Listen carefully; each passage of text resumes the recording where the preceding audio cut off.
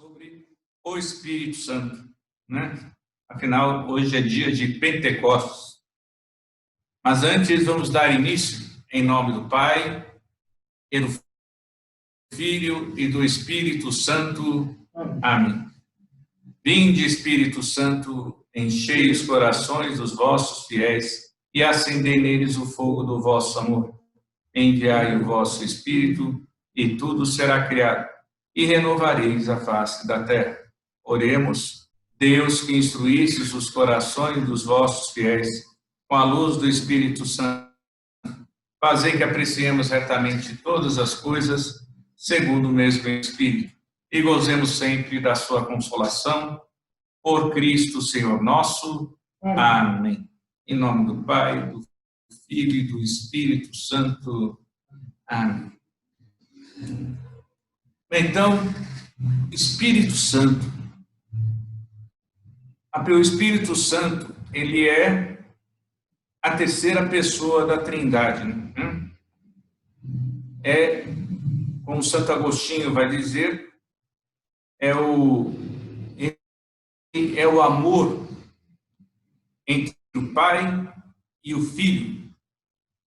Por isso, ele também é o amor que é derramado sobre nós. E é por ele que nós sentimos o amor do Pai e do Filho. Ou seja, o Espírito Santo, ele é a graça. Quando eu falo que eu fui agraciado, então eu digo que eu sofri a ação do Espírito Santo. Tanto que um dos títulos do Espírito Santo é graça incriada. Por quê? Porque ele não teve princípio, ele é eterno, como o Pai e o Filho. Lembrando que o conceito de eternidade, fazendo só uns parênteses, eterno é aquilo que não tem princípio nem fim, né? Eterno é aquilo que não tem princípio nem fim. É contínuo, podemos dizer. E mortal é o que tem princípio e o que tem fim. E imortal é o que tem princípio e não tem fim. Bem, mas isso só foi um parênteses para a gente colocar os conceitos no lugar. Então, o Espírito Santo, ele é a graça incriada. Outro título que é dado ao Espírito Santo é que ele é a graça santificante. É ele que nos santifica. Não é por ele que somos batizados? Não é ele que nos comunica a vida de Deus? Por isso, é ele que nos santifica. E também é chamado de graça operante. Porque é ele que opera todas as coisas em nossa vida, é ele que realiza tudo o que é de Deus em nossa vida. Por isso, o Espírito Santo, ele é a pessoa que ele não se apresenta a si mesmo. Ele é apresentado para nós por Jesus Cristo. E também é apresentado para nós em figuras no Antigo Testamento. A figura do vento, né? A figura do fogo, a figura da pomba.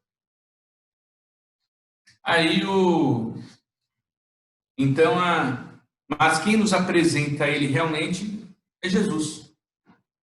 Né? E daqui a pouco a gente vai falar sobre isso. Mas eu queria começar a conversar com você também, para a gente começar, né? Só quis fazer essa pequena introdução sobre o Espírito Santo, mas vocês já perceberam Eu não sei aí quem conhece mais ou menos o Antigo Testamento, às vezes lê, né? Mas algumas coisas todo mundo conhece.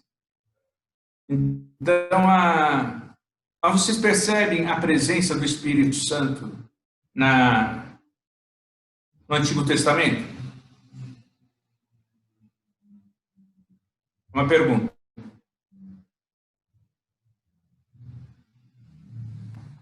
Eu Vocês já percebem? tem algumas passagens, né, Frei Miguel, em Gênesis, logo no início, né? Eu até peguei a Bíblia aqui enquanto o senhor falava, lembrar disso, que fala Sim. no capítulo 1, versículo 2 já, né? E as trevas cobriam um abismo e o Espírito de Deus pairava sobre as águas, né? Então, logo no início, né, já aparece, né? Isso. Tem outras passagens, né? Então, aqui tem no Catecismo da Igreja Católica, se vocês quiserem anotar aí, quem tiver papel,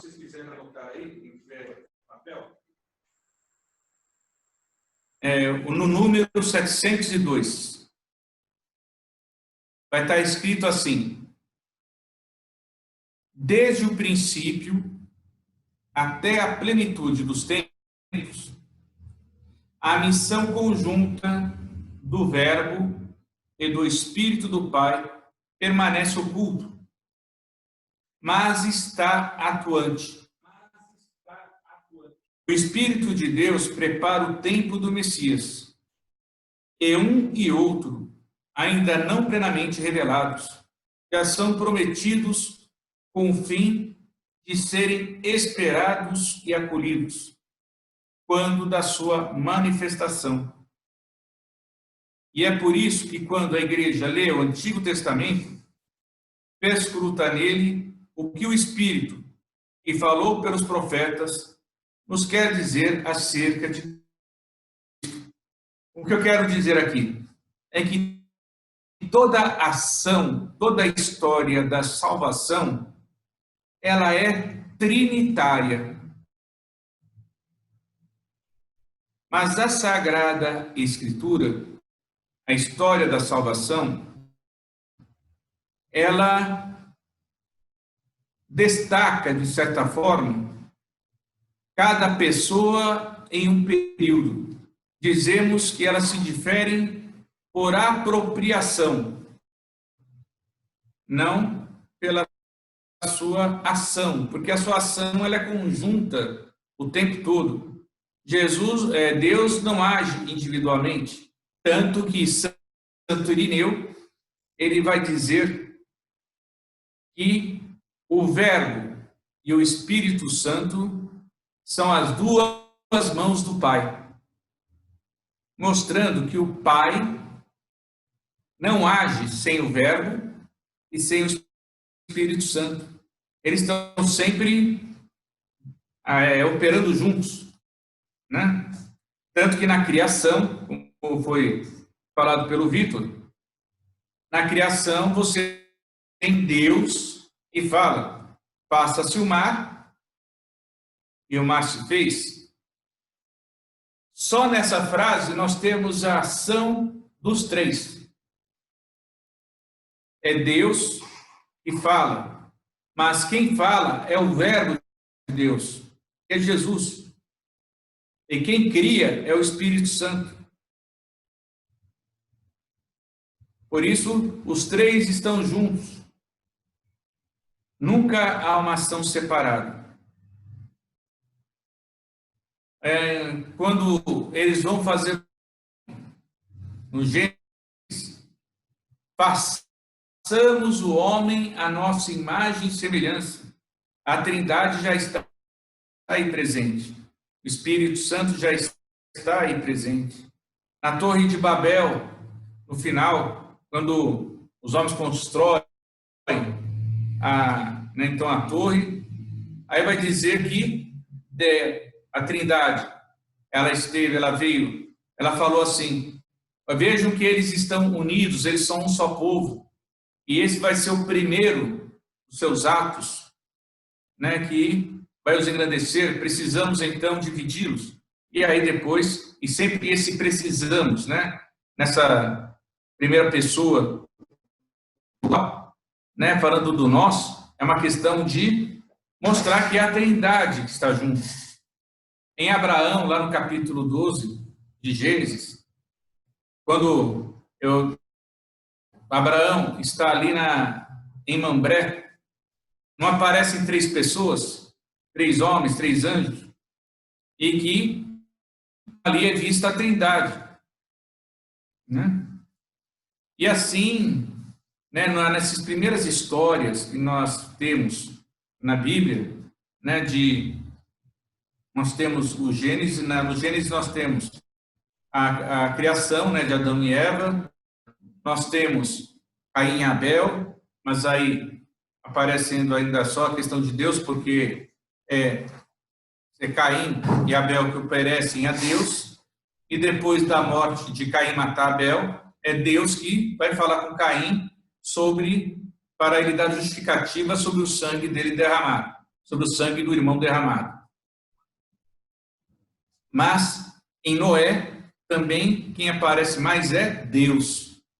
E de uma certa aparece a figura do Espírito Santo quando Noé solta a pomba branca, que a pomba preta ela vai aliás, a pomba preta ela vai e volta, né? Quer dizer, não deu certo. A pomba branca ela vai e volta com um ramo. Ou seja, mas é o sinal do Espírito Santo que opera a vida. E faz com que a vida aconteça, mostra que a vida continua. Pois também o Espírito Santo, ele é o canal da esperança. É ele que infunde em nós uma esperança viva, né? Em Abraão também tem uma coisa interessante que geralmente quase ninguém percebe. Não tem um momento que Deus pede para Abraão o sangue de Isaac? E aí Abraão, ele vai levando lá o meu Isaac lá para o Monte Moriá, e lá, até o Isaac estranho e fala, pai, mas onde é que está o sacrifício? E aí Abraão pega e começa a amarrá-lo, mostrando que ele é o sacrifício. E aí pega, vai estender a faca sobre o menino, e aparece o anjo que diz, não estenda a faca sobre o teu filho. E logo aparece um cordeiro nos ramos. Este é o primeiro sinal de Jesus na história da salvação. Porque ali é o Cordeiro de Deus que vai morrer pela humanidade que está representada em Isaac.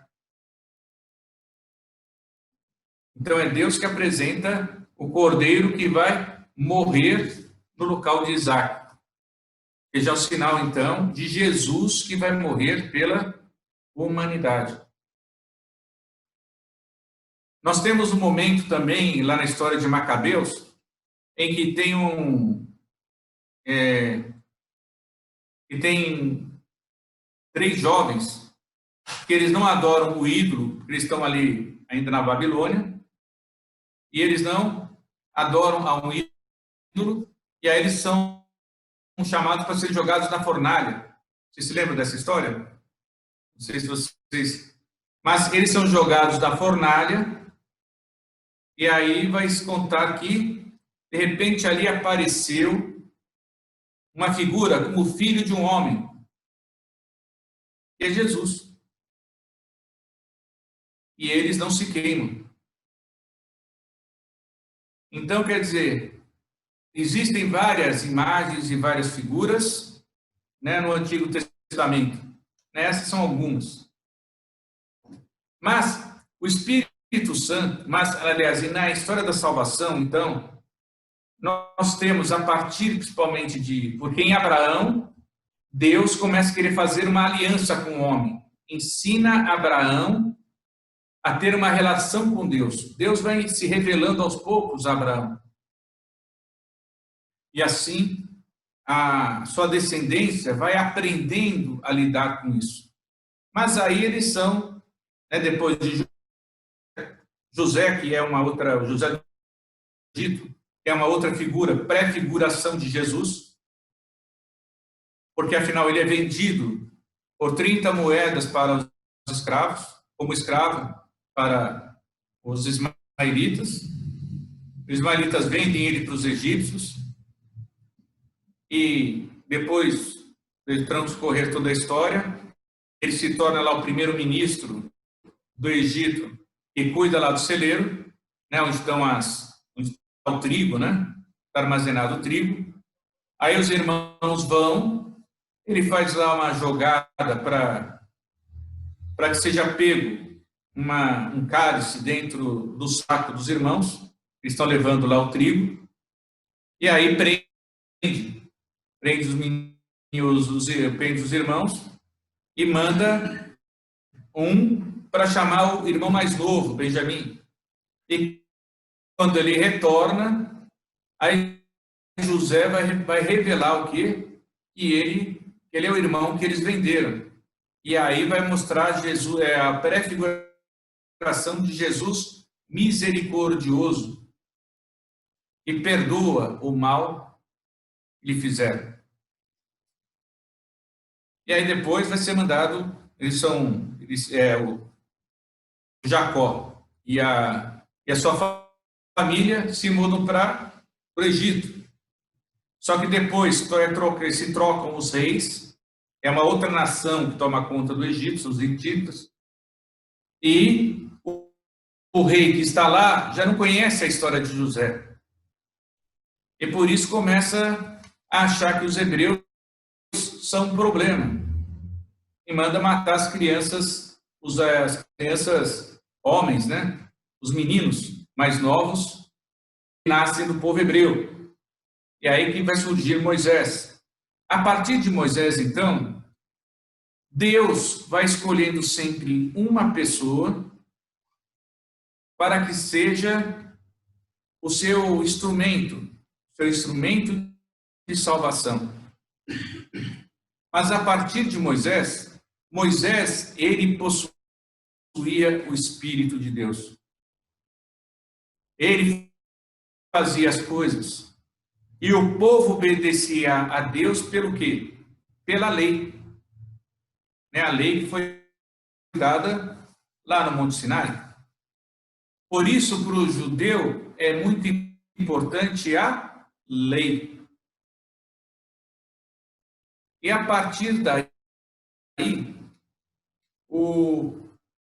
imagina vocês, depois de 10 leis, com o crescimento do povo judeu, seu desenvolvimento, essas leis se tornaram mais de 700 leis. Na época de Jesus, eu acho que elas passavam mais de 1000. Mas, e durante muito tempo, nesse período dos reis, aliás, nesse período que teve Moisés, teve a conquista, né, da Terra Prometida, com Josué, aí depois teve a questão dos juízes, que os povos se organizaram em tribos, mas sempre de olho na lei. E sempre acompanhando eles tinha que ter um profeta. Um profeta que lembrava o povo do quê? De que eles tinham que seguir a lei. Tanto que os salmos que nós temos, os 150 salmos, que nós temos na Sagrada Escritura, vai falar do quê? Da lei, da importância da lei. Vai falar sempre do justo e do ímpio. Ou seja, o justo é aquele que segue a lei. O ímpio é o que não segue a lei de Deus. Mas, depois que passa o período do reinado, nós temos lá no século VI, no final do século VI, antes de Cristo, vai ter a invasão dos babilônios. E vai invadir então Jerusalém. E aí, o povo vai ser um problema para o povo de Israel, vai ser o que eles vão ficar, porque destruíram o templo, levaram uma parte do povo de Israel, levaram para a Babilônia, porque não foi todo mundo, mas eles levaram mais, que eles falam que é elite, ou seja, os sacerdotes, os mais ricos, os que trabalhavam, etc., levaram para a Babilônia, mas esse povo ficou sem identidade, sem língua, e já não tinham mais a Torá. E para eles era importantíssimo, era a presença de Deus para eles. Então se tornou um povo perdido, porque eles não tinham mais a lei. E é aí que começa a aparecer a preparação, como foi falado aqui no Catecismo da Igreja, começa a ser apresentado o Espírito Santo. Por quê? Porque Deus começa a mostrar, a preparar as pessoas para serem verdadeiramente uma nação santa. Mas acontece que ninguém consegue ser santo por si só. É necessário o auxílio de Deus. E sem o auxílio de Deus, ninguém se santifica. Sem o auxílio de Deus, não é possível ser santo. Por isso, nós temos lá em Jeremias, quem quiser anotar aí, 24, versículo 7, vai dizer assim, ó: se eles se converterem para mim de todo o coração. Ou seja, então ele está dizendo, darei a eles um coração, quer dizer, ainda ele não está falando diretamente do espírito, mas vai falar que, quando você fala do coração, você está falando da alma, na verdade, né? Não é do órgão, né, em si, mas é da alma. Ou seja, ele vai preparar essa alma do povo, porque antes não acontecia isso, porque as pessoas seguiam a lei. Agora não, agora vai começar a ser preparado outro tipo de gente. Pessoas que têm um coração voltado para Deus. Não vão precisar mais da lei em si. Não vão mais precisar ficar presos à lei. Agora vão ter um coração obediente a Deus. Porque o homem, quando foi criado, ele era obediente a Deus. Pecou por desobediência. Agora vai ser restaurada a obediência que foi perdida nos primeiros pais. Ainda em Jeremias vai ter outra passagem. A passagem está em Jeremias 32, dos versículos 39 a 40. Vou repetir. Jeremias 32, de 39 a 40. Vou dar-lhes um só coração e um só modo de se comportar, para que me temam a vida inteira,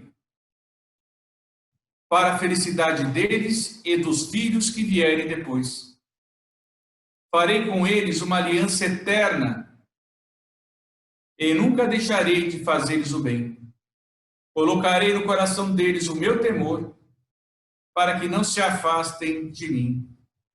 Veja, aqui também está falando de Jesus. Quem é a nova e eterna aliança de Deus? É Jesus. E depois vai falar do sétimo dom do Espírito Santo. Qual é o sétimo dom do Espírito Santo? O temor de Deus. Porque o temor de Deus é você não querer de forma perder esse amor de Deus. É um temor filial. Um temor filial. Pelo que eu sei, mais tarde vocês vão falar disso mais profundamente. Mas só dou essas pinceladas. E por terceiro, nós temos Ezequiel. Ezequiel, que foi um profeta lá na Babilônia. Então, Ezequiel 36, de 26 a 27. Ezequiel 36, de 26 a 27.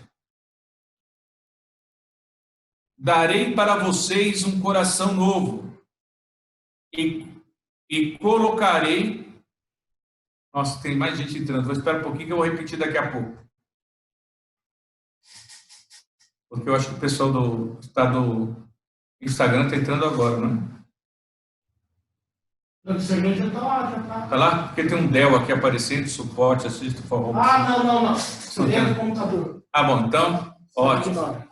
Pensei que fosse alguma coisa, alguém entrando. Não. É do computador. Vamos lá. É o computador querendo fazer formatação. Então, é o computador que está atrapalhando, gente, desculpa. Vamos lá.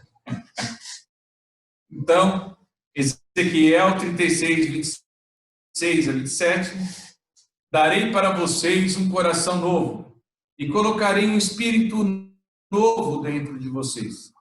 Tirarei de vocês um coração de pedra e lhes darei um coração de carne. Colocarei dentro de vocês o meu espírito para fazer com que vivam de acordo com os meus estatutos e observem e coloquem em prática as minhas normas. Mas agora, ele está dizendo, eu vou infundir um espírito em vocês, em que vocês não vão ficar consultando leis. Vocês vão me obedecer, porque sabem que é o certo me obedecer. Porque cá entre nós, todos nós que fizemos catequese, sabemos dos 10 mandamentos, sabemos dos 7 pecados capitais, sabemos das leis da igreja, às vezes nem sabemos elas de cor, mas sabemos que temos que obedecer. Nós sabemos que nós temos na nossa consciência o quê? A certeza de que nós temos que obedecer a alguém, que é Deus.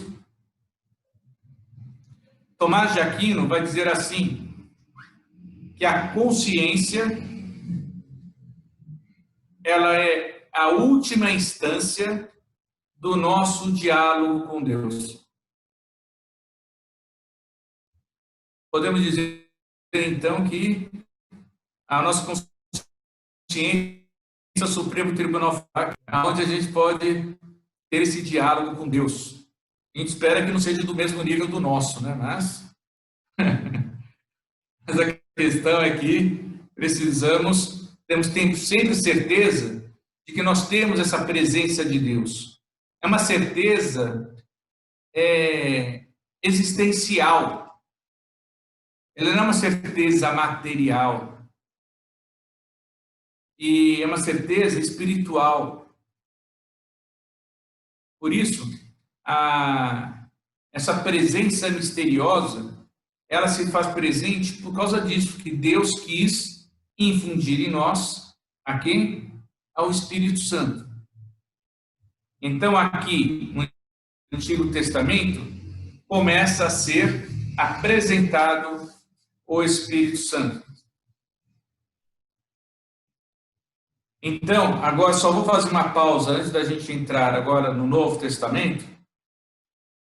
Mas lá no Catecismo da Igreja Católica, no número 684, vai estar escrito assim: O Antigo Testamento proclamava manifestamente o Pai e mais obscuramente o Filho. O Novo manifestou o Filho e fez entrever a divindade do Espírito Santo. Agora, porém, o próprio Espírito Santo vive conosco e manifesta-se a nós mais abertamente. Com efeito, quando ainda não se confessava a divindade do Pai, não era prudente proclamar abertamente o Filho. E quando a divindade do Filho ainda não era admitida, não era prudente acrescentar o Espírito Santo como um fato suplementar, para pegar uma expressão um tanto ousada. É por avanços e progressões de glória em glória. É uma coisa que vocês têm que entender. Essa palavra glória, vocês entendem o que quer dizer a palavra glória? Porque eu entendo que muitas vezes ela é uma palavra um pouco misteriosa para nós, né? Mas glória é a manifestação.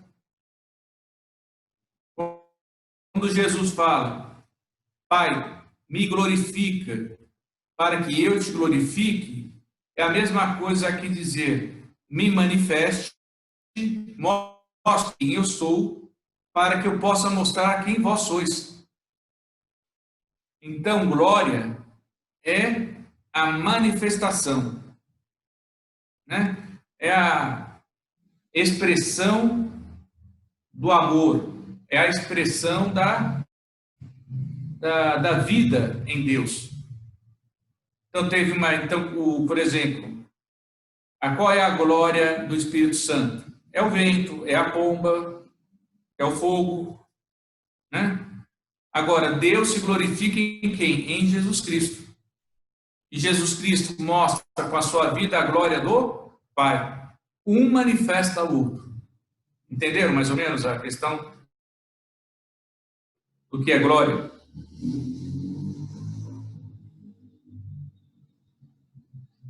Então, é por avanços e progressões de glória em glória que a luz da Trindade brilhará em mais esplendorosas claridades. Então, pegando aqui chegada à plenitude dos tempos, como vou utilizar o termo de São Paulo, chegada à plenitude dos tempos, então começa agora a ação de Deus, mas agora manifestada através do Espírito. Se nós formos pegar lá no capítulo 2, quando Nossa Senhora recebe a anunciação do anjo.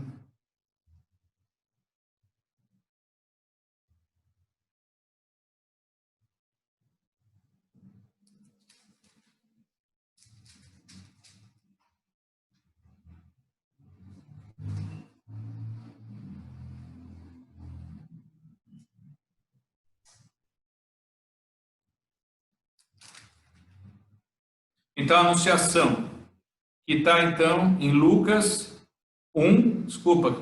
capítulo 1, versículo a partir do 26. Que vai do 26 ao 37. Aliás, ao 38.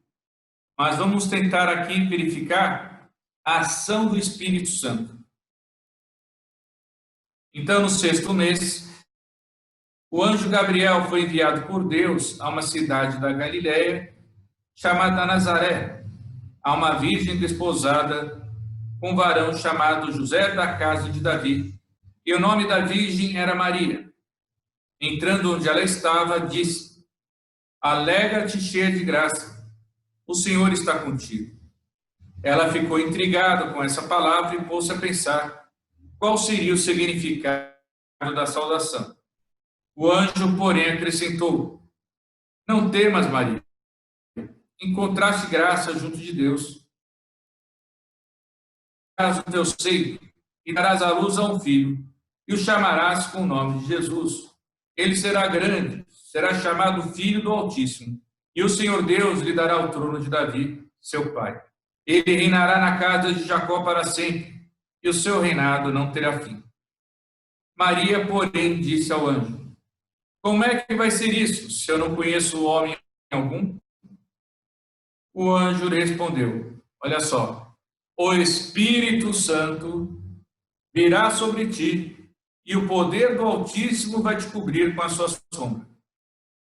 Por isso, o santo que nascer será chamado Filho de Deus. Ou seja, aqui já está falando da ação do Espírito Santo na história, da ação do Espírito Santo que está provocando a encarnação do Verbo no seio de Maria. Agora é o próprio Deus, não pelos homens, mas é o próprio Deus que começa a se fazer presente. Mas, como eu falei para vocês, nas duas pessoas, do Verbo e do Espírito. Como Santo Irineu falou, o Verbo e o Espírito são o quê? As duas mãos do Pai. Então, a gente começa a ver aqui esta ação do Espírito Santo. Um outro momento na história de Jesus que vai ser descrita, a ação do Espírito Santo, é quando Jesus ele está indo para o deserto.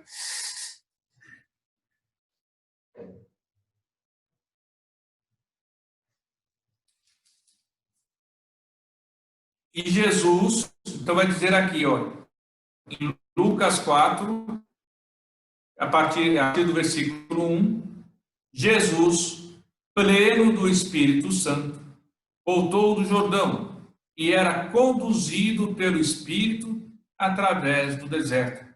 Ou seja, vai mostrar que Jesus, ele era conduzido pelo Espírito Santo. Mas a gente tem que sempre se lembrar, ele não conduz a Jesus somente nesse momento. Conduz a Jesus a vida toda, desde o seu nascimento. Né? Desde o seu nascimento. Por isso, Jesus, ele vai sendo, Jesus, ele é pleno do Espírito Santo. E se nós percebermos nas Escrituras, na história de Jesus, quando ele escolhe os discípulos, ele sempre vai estar em oração antes. Antes de qualquer ação, Jesus está sempre em oração. Por quê? É para ter plena ação do Espírito Santo. Por isso, Jesus, ele é aquele que é totalmente dócil à ação do Espírito Santo. Tanto que Jesus se fez igual a nós, menos no pecado, não é verdade? Não é assim que é dito? Jesus se fez igual a nós, menos no pecado. Por quê? Porque ele era conduzido plenamente pelo Espírito Santo. Por que que nós caímos no pecado? Porque muitas vezes não nos deixamos ser conduzidos pelo Espírito Santo. Nos damos a graça de Deus. Por isso que é necessário que o sacramento da reconciliação, o sacramento da penitência. Para quê? Para que eu seja reconstruído dentro do corpo místico de Cristo. Para que estou como uma ferida dentro do corpo de Cristo, seja curado. Para que o corpo de Cristo seja são. Então, toda vez que eu penso na questão de que eu tenho que pensar também em como igreja. Porque o meu pecado, mesmo que seja individual, atinge toda a igreja.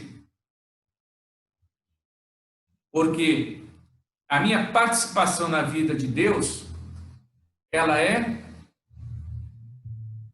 um todo, ela não é só uma parte. Deus não está aí para mim, Deus está aí para todos. Eu sou importante na história da vida de Deus? Sou. Mas sou importante tanto individualmente como universalmente. Tanto que na escatologia, que é a parte da teologia que estuda as coisas finais, né, que até o julgamento, vai falar que nós teremos um julgamento particular e um universal. Exatamente por quê?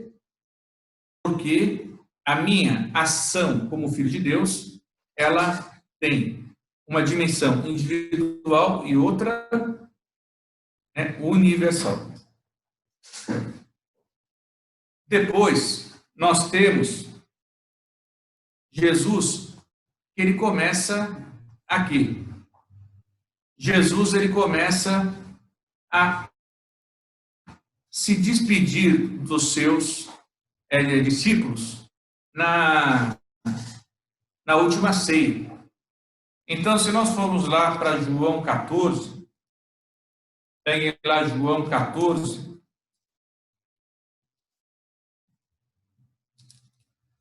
porque aqui Jesus, ele está se despedindo dos seus discípulos, porque dali ele vai lá para o Monte das Oliveiras, vai ser preso e morrerá. Por isso, ele vai se preocupar, olha só, lá no João 14, versículo 16.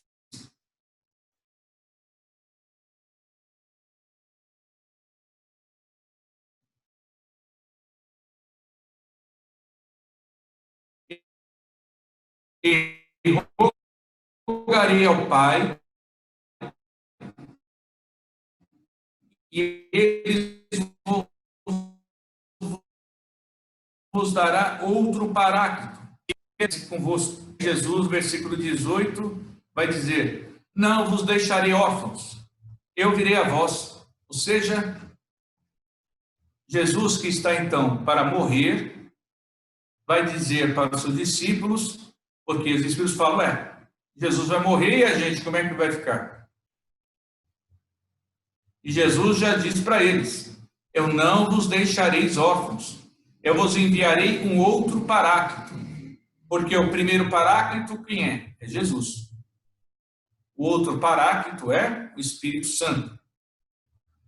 O Verbo e o Espírito Santo, que são as duas mãos do Pai. Então agora, Jesus está apresentando o Espírito Santo, que vai ser dado a eles, para que eles possam se sentir consolados e orientados para que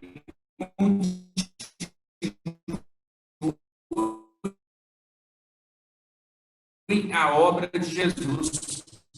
Mas quando você ou foi poder próprio ressuscitou, foi ressuscitado.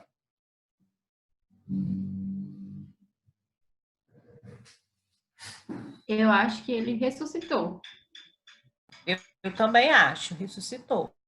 E fala isso na oração, né, do que ele ressuscitou dos mortos.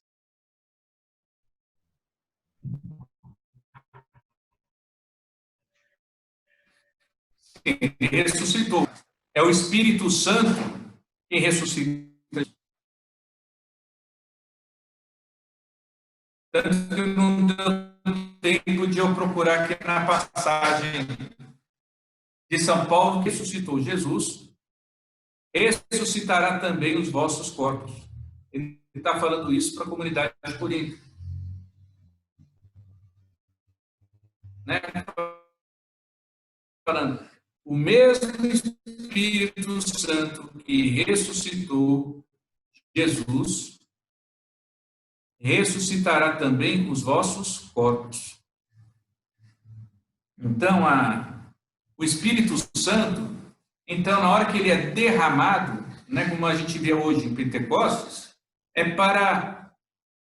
Veja, a humanidade ela foi preparada. Você vê na história da salvação, Então, você primeiro teve Deus que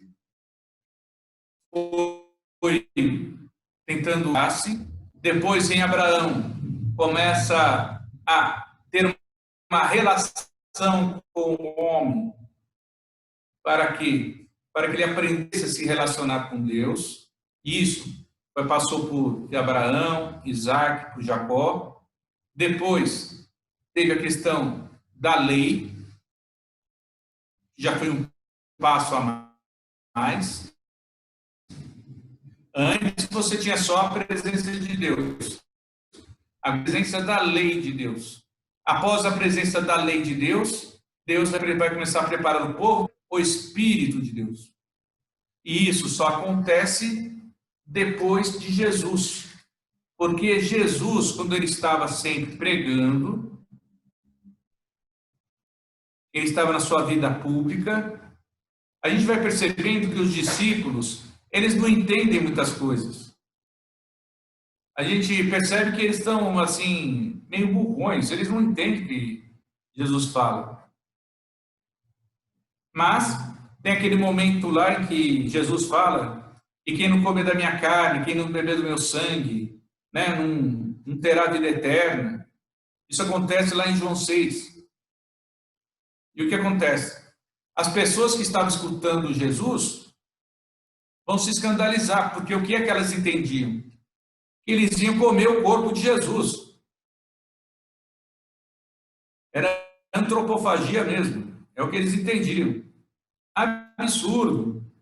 Ainda mais que na lei do Levítico, lá num dos primeiros livros lá do Antigo Testamento, está o quê? Que você não pode beber o sangue, porque o sangue contém a vida. Então você não pode beber o sangue do outro. Uma imagem muito bonita a respeito disso é quem viu aí, eu acho que todos viram aquele Paixão de Cristo do Mel Gibson. Todo mundo viu? Beleza. Então, não tem um momento que Jesus está sendo flagelado, aí depois da flagelação, aparece a esposa lá do Pôncio Pilatos, a Cláudia Prócula, e ela vai entregar um monte de pano para Maria. Vocês se lembram disso? E Maria, ela vai enxugando o sangue de Jesus que está derramado ali naquele chão. Por quê? Porque para o judeu, o sangue contém a vida. E Maria, então, estava querendo a vida do filho que estava ali esparramada. Mas voltando aqui, então a compreensão deles era muito limitada. Por quê? Porque eles ainda não tinham o Espírito Santo. E o Espírito Santo era só Jesus. Ou seja, numa figura também que Jesus utiliza, que é o semeador, no momento ele só está jogando a semente. E durante toda a sua vida junto com os discípulos, o terreno, que é o coração daqueles homens, está sendo preparado para quê? Para dar o seu fruto. Mas o fruto só ocorrerá quando? Com a vinda do Espírito Santo. Podemos dizer assim, numa figuração, que o Espírito Santo será o adubo da terra que vai ser semeada, né? Que vai dar a força para que a semente cresça, né? E aqui, se nós formos para Atos dos Apóstolos, capítulo 1. Atos dos Apóstolos, capítulo 1.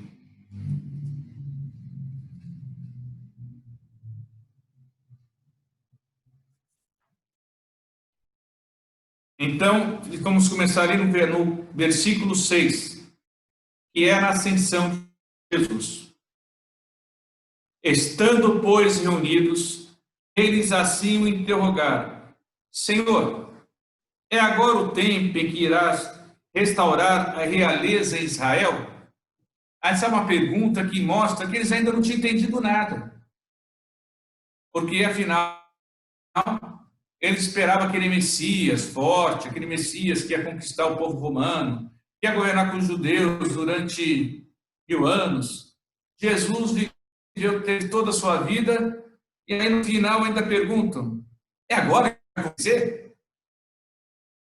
Jesus, na cabeça dele, devia pensar assim, gente, já passei todo o meu tempo com eles, eu que sofri, mas agora deixa com o Espírito Santo, que ele não respondendo muita coisa. Mas, continuando, e ele respondeu, não compete a vós ter os tempos e os momentos que o Pai fixou com sua própria autoridade. Veja, mas recebereis uma força, a do Espírito Santo, que descerá sobre vós. E sereis minhas testemunhas em Jerusalém, em toda a Judeia e a Samaria, e até os confins do templo. Veja, ele está falando que é necessário que eles esperem o Espírito Santo. Porque sem o Espírito Santo, eles não vão poder fazer nada. Porque sem o Espírito Santo, o que eles fariam?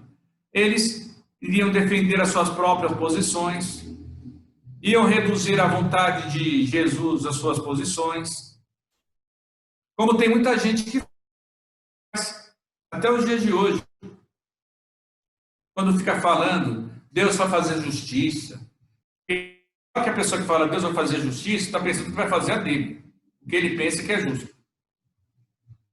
Sabe aquela história antiga que o pai ficava falando? Não faz isso porque Deus te castiga.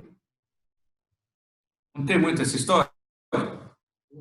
Então, o que acontece? Você que está querendo fazer o Deus do educador do seu filho. Você não consegue? Então eu vou botar a autoridade de Deus. Mas isso é tomar o nome de Deus em vão. Né? Na hora que você fala, você começa a determinar o que Deus faz, o que Deus quer, você começa a reduzir Deus à sua pessoa. Veja, Deus fez todos nós a sua imagem e semelhança. Mas muitas vezes o homem insiste em querer fazer de Deus sua imagem e semelhança. E aí o que acontece? Acontece o desastre. Acontece o desastre. Deus pode se fazer igual ao homem, porque ele é maior, pode se fazer menor. Mas o menor nunca vai conseguir se fazer maior. Tanto que o pecado, lá na história da criação, o pecado de Eva, você se lembra qual foi o pecado de Eva? Conta para mim.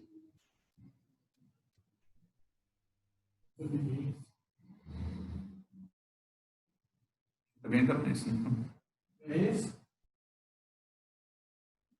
Qual foi o pecado de Eva? Ela foi querer comer o fruto da árvore da ciência, né? Quis se igualar a Deus, né? Então vamos lá. Quem mais? Pode. Desobediência. A desobediência. É que tá, tudo está meio encaixado. Porque a desobediência é a lei, né? Porque Deus tinha falado que não comam daquela árvore, dos frutos daquela árvore. Mas o que levou Eva a comer do fruto? Porque todo mundo fala geralmente que o pecado de Eva foi comer do fruto. Não. Isso aí foi consequência. Qual foi o pecado? O que é que fez ela comer do fruto? O que fez ela a ganância, o poder. Não, mas foi falado. Acho que o Vitor até falou, mas na hora que a serpente diz para eles, sabe por que Deus não quer que você coma desse fruto? Porque senão você será como eles.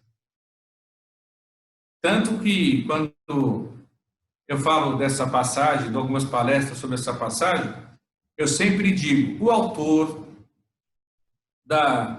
do livro do Gênesis, se utilizou de um sentimento feminino muito forte.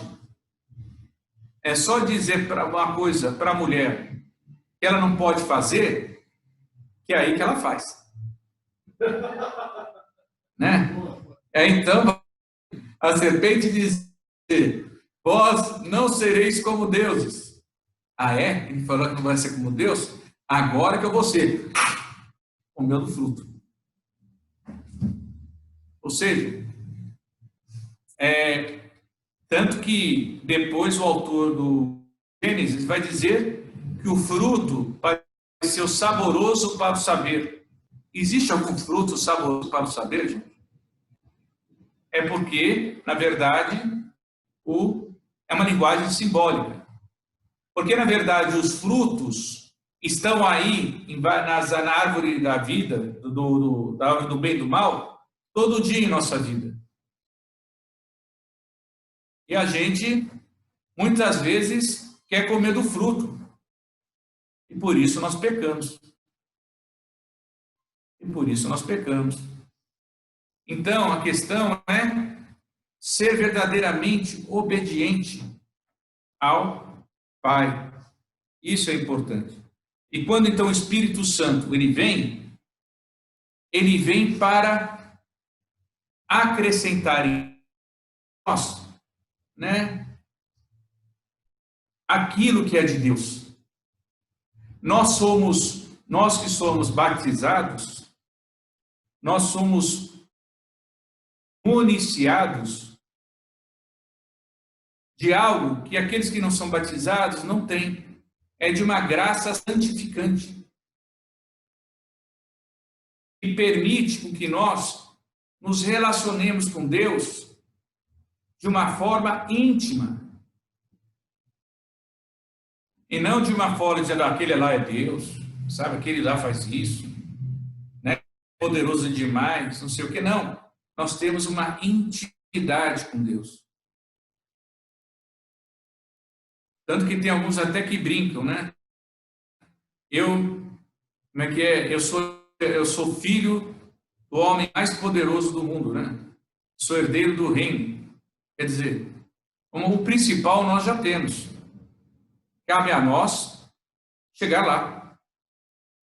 Como eu falo, quando nós somos batizados, nós somos 100% santos. Aí depois da vida, depois do batizado, a gente vai diminuindo essa percentagem. E na nossa vida a gente vai aumentando um pouquinho mais, um pouquinho menos. Estamos mais próximos do 100, menos próximos do 100. Mas a nossa vida nunca está 100%. Estamos sempre um pouquinho mais para lá, um pouquinho mais para cá.